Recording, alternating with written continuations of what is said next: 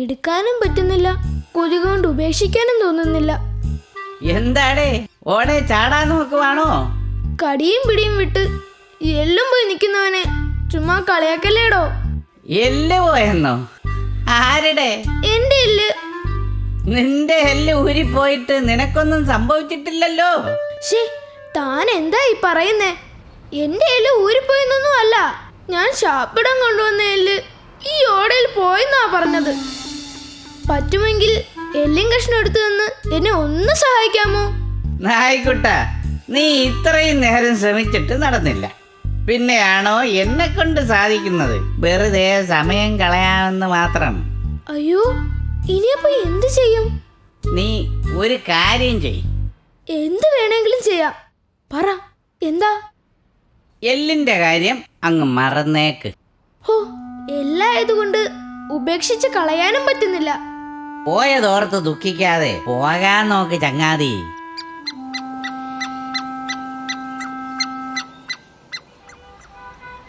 എന്താ രണ്ടുപേരും കൂടെ എന്തോ വലിയ തർക്കത്തിലാണെന്ന് തോന്നുന്നല്ലോ. ബുദ്ധിപരമായ എന്തെങ്കിലും സഹായം എന്നെക്കൊണ്ട് ആവശ്യമുണ്ടോ?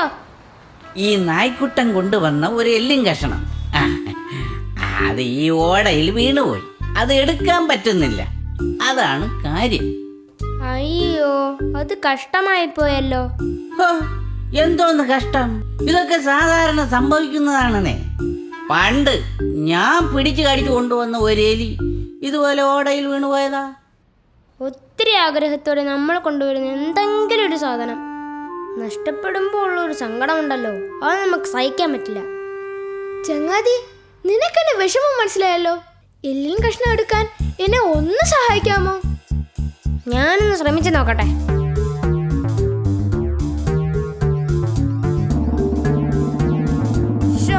കിട്ടിയില്ലല്ലോ. ഹേയ്, ഇതൊന്നും നടക്കാത്ത കാര്യമാണെന്ന് എനിക്കറിയാമായിരുന്നു, അതാണ് ഞാൻ ശ്രമിക്കാത്തത്. ഓ നായക്കുട്ടാ, എനിക്ക് എല്ലും കഷ്ണം എടുക്കാൻ പറ്റില്ല. വെറുതെ ഈ എല്ലും കഷ്ണത്തിന് വേണ്ടി സമയം പാഴാക്കണ്ട കേട്ടോ. ഈ എല്ലും കഷ്ണം ഉപേക്ഷിച്ചു പോകാൻ എനിക്ക് മനസ്സ് വരുന്നില്ല. ഹോ, തന്നോടൊന്നും പറഞ്ഞിട്ട് ഒരു കാര്യവുമില്ല. ബുദ്ധിയില്ലാത്തതാണ് ഇതിനെല്ലാം കാരണം.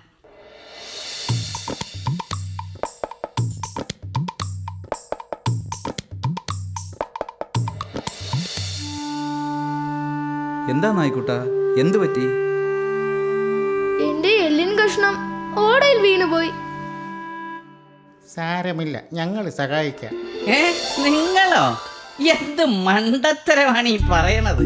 നിങ്ങളെക്കാൾ ശക്തരായ ഞങ്ങൾ വിചാരിച്ചിട്ട് നടന്നില്ല, പിന്നെയാണ് ഇത്തിരി പോന്ന ഉറുമ്പ്. എന്തായാലും ഞങ്ങൾ എല്ലാവരും കൂടി ഒന്ന് ശ്രമിച്ചു നോക്കാം. ആ, ശ്രമിച്ചോ ശ്രമിച്ചോ.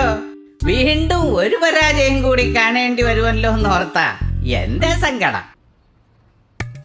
കൂട്ടുകാരെ, എല്ലാവരും ആഞ്ഞു പിടിച്ചോണം. സകല ശക്തിയുമെടുത്ത് ഞങ്ങൾ പിടിക്കും. ഏലം പിടി ഏലയ്യ, ഏലേലയ്യ ഏലയ്യ, ഒത്തുപിടിച്ചാൽ ഏലയ്യ, ഏലേലയ്യ ഏലയ്യ, മലയും പോരും ഏലയ്യ, ഏലേലയ്യ ഏലയ്യ, എല്ലും പോരും ഏലയ്യ, ഏലേലയ്യ ഏലയ്യ.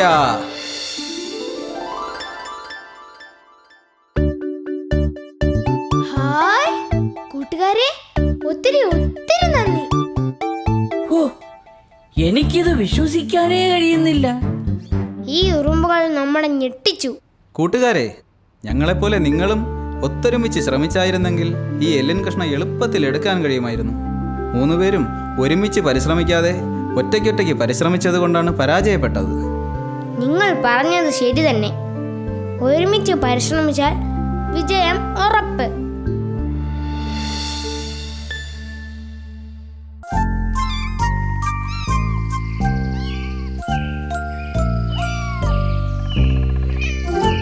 ചിന്നു, സൂക്ഷിച്ച് അവന്റെ മാന്തല് കിട്ടാതെ നോക്കണേ. ആ അമ്മേ. അങ്ങനെ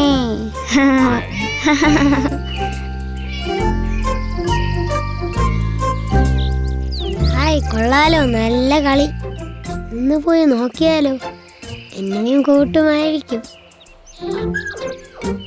അവരുടെ രസകരമായ കളിയും തന്റെ വിശപ്പും കാരണം നായ്ക്കുട്ടി ഗേറ്റ് കടന്ന് വീടിന്റെ മുറ്റത്തേക്ക് മാലാട്ടിക്കൊണ്ട് ചെന്നു.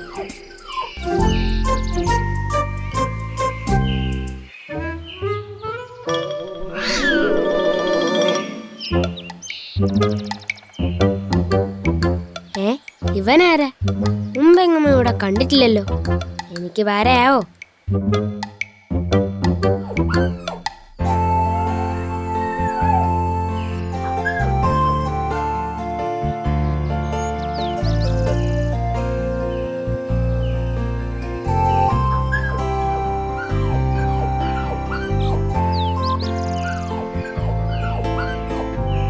പണി പാളി. ഇനി എന്റെ കാര്യം ഗോവിന്ദ. നിന്നോട് ആരാ കണ്ട ചാവാലിപ്പട്ടിയൊക്കെ തൊടാൻ പറഞ്ഞത്? നല്ല തല്ല് വെച്ചേരും ചിന്നു. ഇങ്ങ് വന്നേ, കൈ കഴുകി തരാം. ചിന്നുവിന് സങ്കടമായി. ഔ, രക്ഷപ്പെട്ടു. പാവം നായ്ക്കുട്ടി ഗേറ്റിന് പുറത്തു ചെന്ന് വീട് നോക്കിയിരിപ്പായി. അയ്യേ കഷ്ടം. നീ എന്തൊരു മണ്ടനാടാ. ക്ഷണിക്കാത്ത സ്ഥലത്ത് ആരേലും വലിഞ്ഞു കയറി വരോ? നീ എന്താ ഇങ്ങനെ പറയുന്നത്? എന്നോടും കുറച്ച് കരുണയൊക്കെ കാണിച്ചൂടെ അവർക്ക്? അതിന് നിന്നെ കാണാൻ ഒരു വൃത്തിയില്ലല്ലോ. എന്നെ നോക്ക്, ഞാൻ എത്ര വെളുത്തിട്ടാ. കാണാൻ എന്തൊരു മെനയാ എനിക്ക്. നീ വേഗം സ്ഥലം വിടാൻ നോക്ക്. നായ്ക്കുട്ടിയെ കളിയാക്കിയ ശേഷം അഹംഭാവത്തോടെ പൂച്ചക്കുട്ടി വീടിനകത്തേക്ക് പോയി.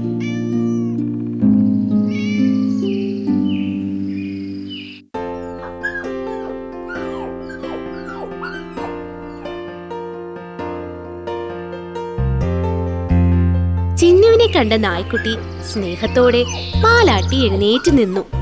അത് കണ്ട ചിന്നുവിന് എന്തെന്നില്ലാത്ത സന്തോഷവും. നായ്ക്കുട്ടാ വാ, നിനക്ക് വിശക്കുന്നുണ്ടോ? ഇതെല്ലാം ഒളി കണ്ടിട്ട് നോക്കിക്കൊണ്ടിരുന്ന പൂച്ചക്കുട്ടി ചിന്നുവിന്റെ പിന്നാലെ കൂടി. ചേടാ, ഇത് വലിയ പൊല്ലാപ്പായല്ലോ. ഇനി എന്തൊക്കെ സംഭവിക്കുമോ ആവോ.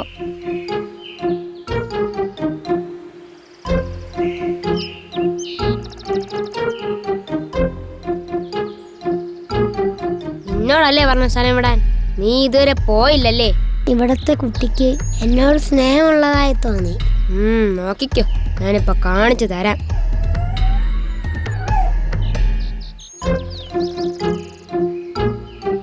നീ വയറ് നിറച്ച് കഴിച്ചോളൂ കേട്ടോ.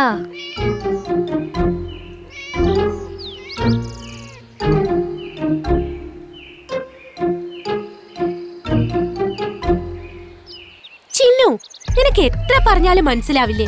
വല്ല അസുഖം വരുത്തി വെക്കും. അങ്ങനെ തന്നെ വേണം. എന്നോട് കളിച്ചാൽ ഇങ്ങനെ ഇരിക്കും.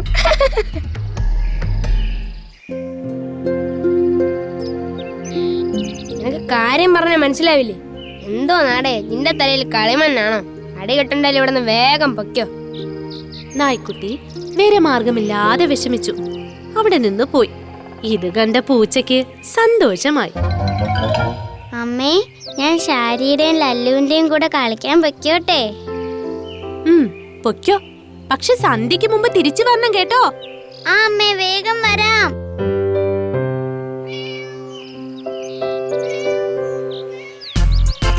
ആ ഞാനെണ്ണ, നിങ്ങൾ വിളിച്ചോ.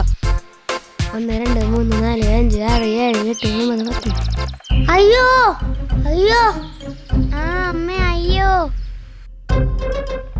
അയ്യോ ചിന്നു. അയ്യോ ചിന്നു, എനിക്ക് പേടിയാവുന്നു. കുഴിയിൽ നിന്നും കയറാൻ കഴിയാതെ ചിന്നു കരയാൻ തുടങ്ങി. അയ്യോ, നമുക്ക് വീട്ടിൽ പോവാം. ഓടിക്കോ.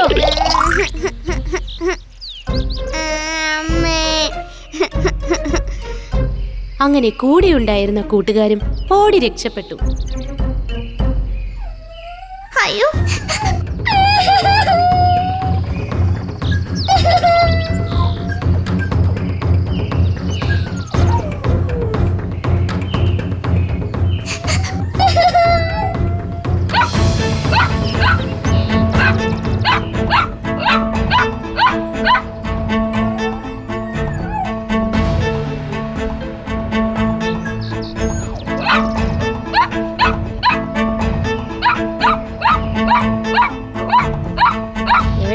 കാണിക്കുന്നത്? വിശപ്പ് തലയ്ക്ക് പിടിച്ച് ഇവന് വട്ടായോ? എന്താ ഇത്? എന്താടാ, എന്ത് പറ്റി നിനക്ക്?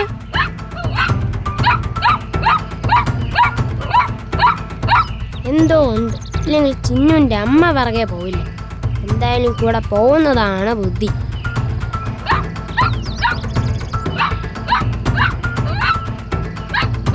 അമ്മേ, അമ്മേ, അയ്യോ അമ്മേ.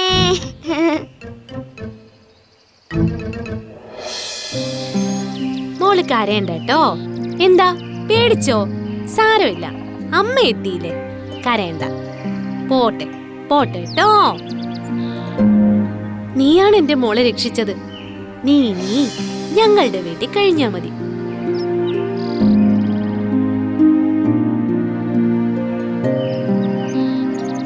പൊന്നു മുതൽ ഇവനും വീട്ടിലുണ്ടാകും. നേരത്തെ അവനെ പരിഹസിക്കണ്ടായിരുന്നു. ഷേ, ആകെ ചമ്മലായല്ലോ. ചിന്നുവും അമ്മയും നായ്ക്കുട്ടിയും കൊണ്ട് വീട്ടിലേക്ക് പോയി.